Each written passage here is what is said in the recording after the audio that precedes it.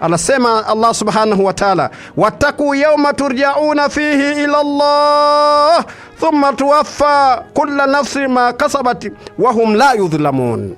Sadaqallahu al-aliyyul azim. Anasema wattaqu, ogopeni, iogopeni na miogope, yauma turjauna fihi, siku ambayo mtarejeshwa ndani yake, siku mtarejeshwa fi ila Allah, huko kwake Allah subhanahu wa ta'ala.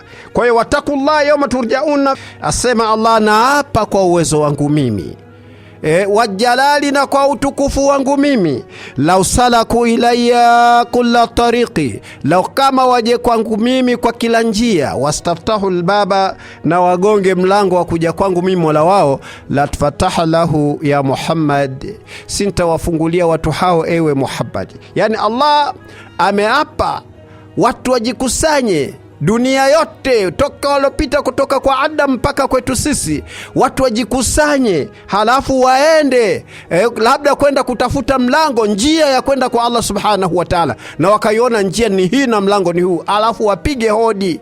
Anasema Allah, la tfataha lahu ya Muhammad, sintawafungulia kabisa ewe Muhammad, hata yaati khalfaqa, mpaka waje wewe ukiwa mbele na wao nyuma, yani wewe wawe nyuma yako wewe Mtume Muhammad sallallahu alayhi wasallam. Na akasema Allah, wa kullu man jaa yawm alqiyam, na yoyote yule atakayenijilia mimi, Allah asema siku ya kiyama, atakayekuja kwangu siku ya kiyama, walam yu'min bi Muhammad, hali ya kuwa hakumwamini, hakumpenda Mtume Muhammad sallallahu alaihi wasallam, la tfataha lahu abwaba samaa, sintamfungulia mtu huyo milango ya mbingu, wala yadkhulul janna, na wala peponi hatoiona, pepo hataingia, hata yaljal jamal fi sami khiyat, labda ngamia apite katika tundu dogo la sindano.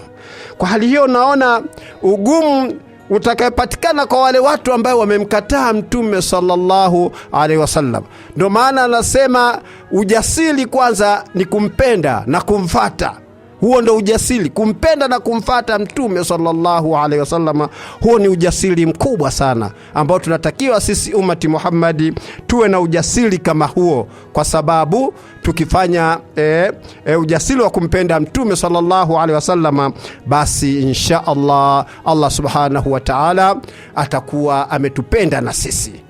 Ukimpenda Mtume, Allah anakupenda, na ukiwa na Mtume basi wewe umepatia. Ukiwa na Mtume wewe umepatia, ukisimama pale Mtume amesimama wewe umepatia.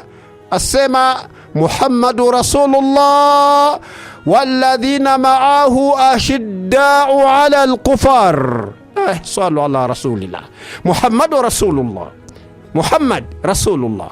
Huyu Muhammad ni mtume, ni mjumbe wa Allah, ni mtume wa Allah. Walladhina ma'ahu, na wale walo pamoja naye, ashidda'u 'ala al-kufar, kwa sababu walokuwa pamoja naye ni majasiri mbele ya makafiri, ni mashujaa wakubwa mbele ya makafiri. Ruhamau bainahum, kwa sababu wanahurumiana wao kwa wao, wanakuwa majasiri mbele ya makafiri, halafu wanahurumiana wao kwa wao.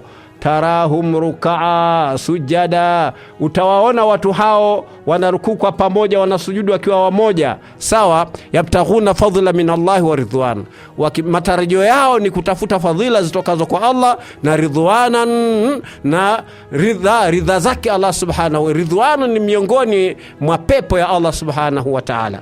Kwa hali hiyo insha Allah, Allah subhanahu wa ta'ala atufanye sisi kuwa ni vipenzi vya Mtume Muhammad sallallahu alayhi wasallam.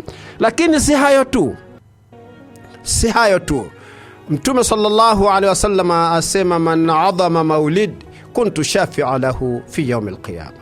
Yoyote atakayefanya kutukuza, atakayetukuza, man adhama maulidi, atakayetukuza mazazi yangu, kuntu shafi'a lahu yawm alqiyama, na mimi nitasimama kumuombea mtu huyo siku ya kiyama.